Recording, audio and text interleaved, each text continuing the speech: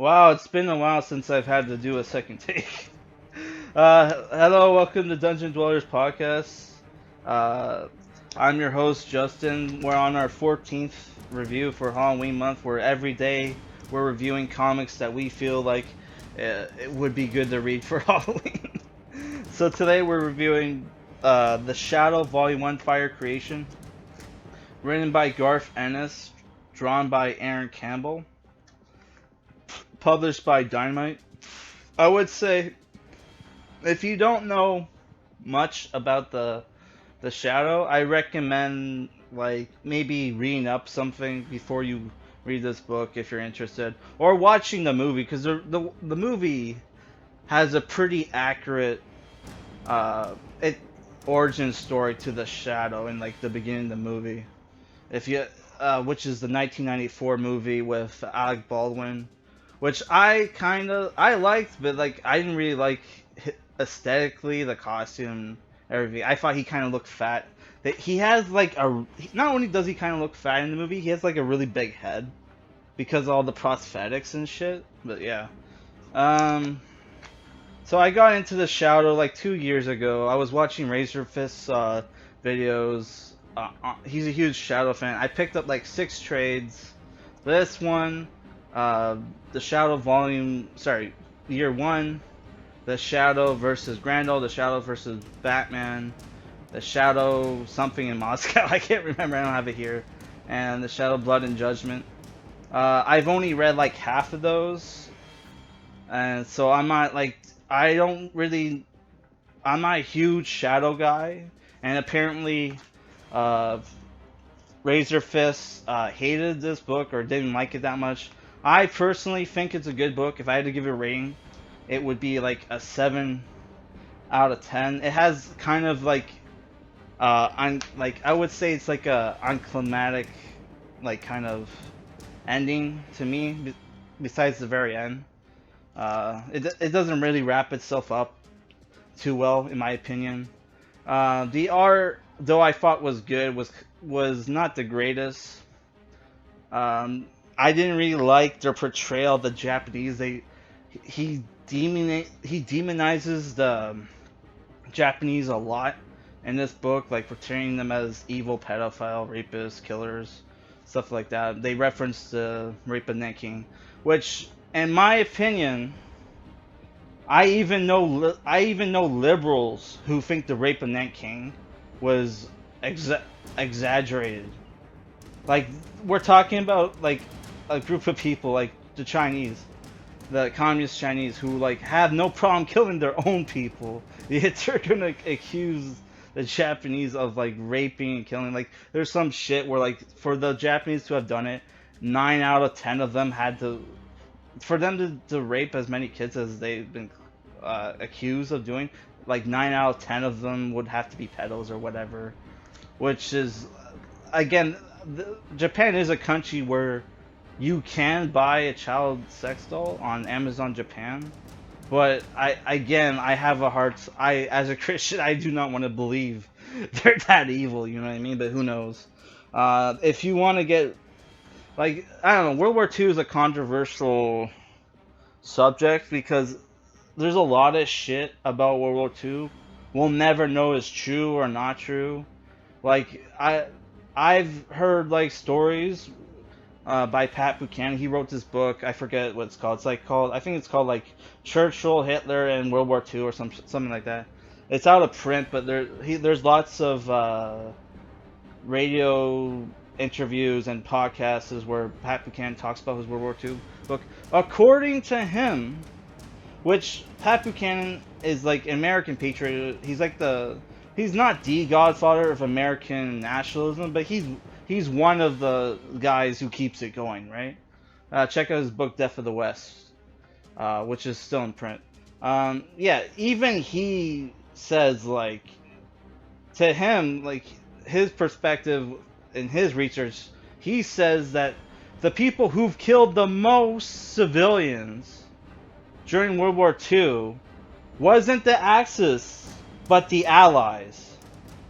All right, like they did blockades where they had to starve out like not just soldiers, but the people themselves. They dropped two fucking bombs on populated cities in Japan, Hiroshima, and I forget the other city, where where in Pearl Harbor, the Japanese specifically only targeted like military installations. They were very careful not to hit hospitals or anything like that. All right, don't believe that Pearl Harbor movie where they destroy the hospital. That apparently that was fucking bullshit. Like honestly, I don't. We'll never know for sure, but I think like something's up. You know what I mean? So like, but yeah, I don't like the way they demonize the Japanese people. I'm probably gonna have to go into spoilers. So if you want my rating now, I'm sorry, Garth Ennis fanboys. It's a 7 out of 10. Like Garth Ennis is a great author, but to me, his opinions on certain things and the way he writes villains to me is like, a little. He takes a little too many uh, yeah, I don't really like how he like he has to have like the villains always be pedos and bullshit like that. It's way overboard. Like it's not enough that they're rapists and murderers. They have to be like kid touchers as well. Like Jesus Christ. Like but other than that, 'cause, like this was a fun book. I can't remember if I if I read the back of the book in this take, but I'll read it again. It's 1938, and the Shadow returns in a tale of blazing action, deadly intrigue. As a night of carnage on the New York waterfront plunges the mysterious vigilante into a conspiracy involving the fate of the world itself. As storm clouds gather across the globe, American military intelligence meets with certain Lamont Cranston and determined to be the host of spies and assassins to the greatest prize of all, but what that might be, only Shadow knows. So I really like this book because it's not like, besides from the demonizing the Japanese, I really like the book because it's not like your typical Shadow story where it's basically him versus rum runners or like alcohol runners during like 1920s, 1930s New York, fighting gangsters. That shit got old to me. Which is why I stopped reading The Shadow.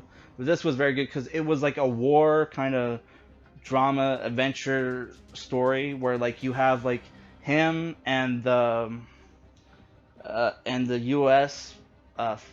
Like forces against this attachment of Japanese. You have this chase across China, Asia, more specifically, where the Japanese are on their way to pick up basically uranium. Sorry to tell you, that's where the fire of creation is a reference to the atom bomb.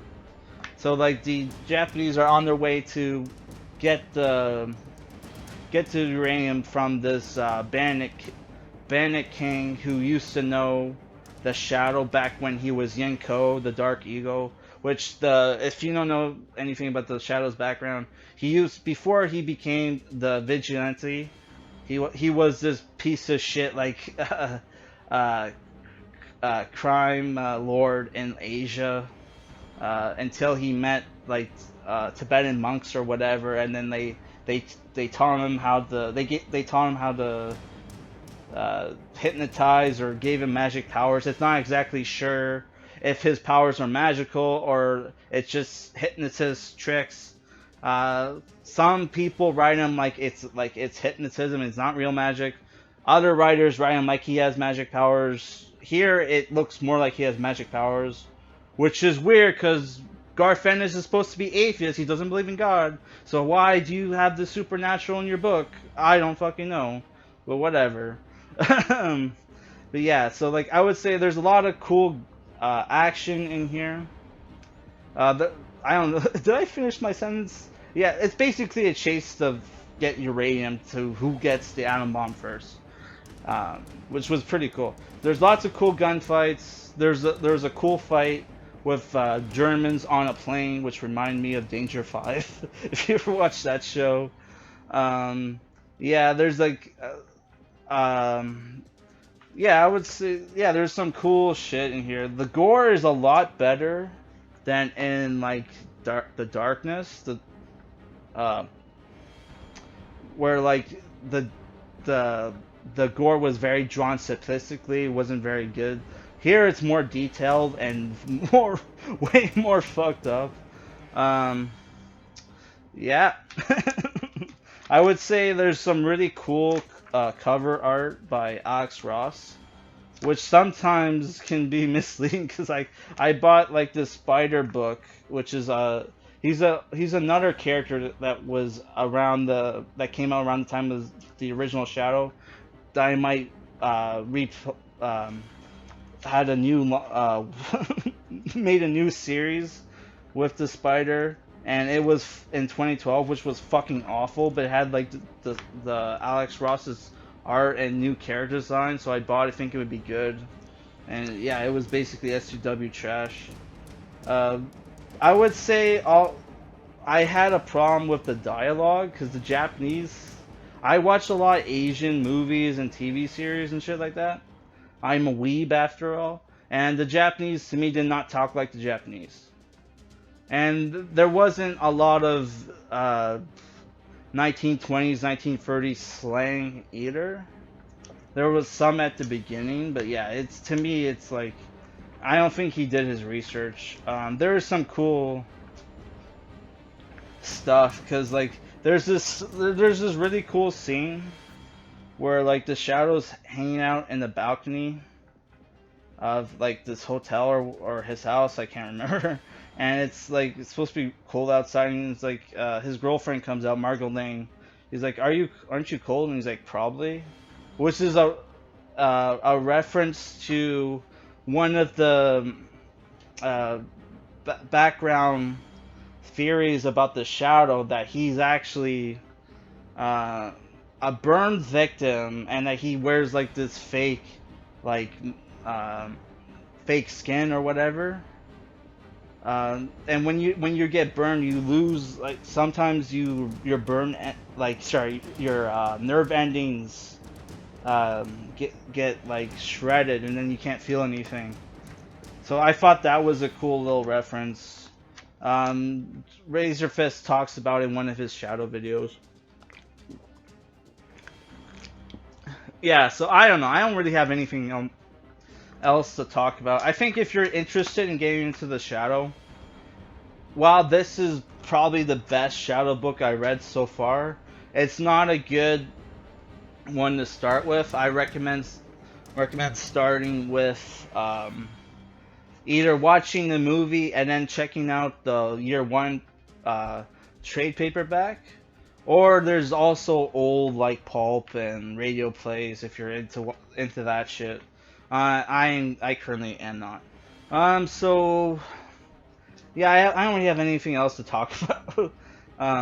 I pretty much said everything I wanted to say in the first take, and now it's like I don't really want to fucking repeat myself. So yeah, that's the end of this review.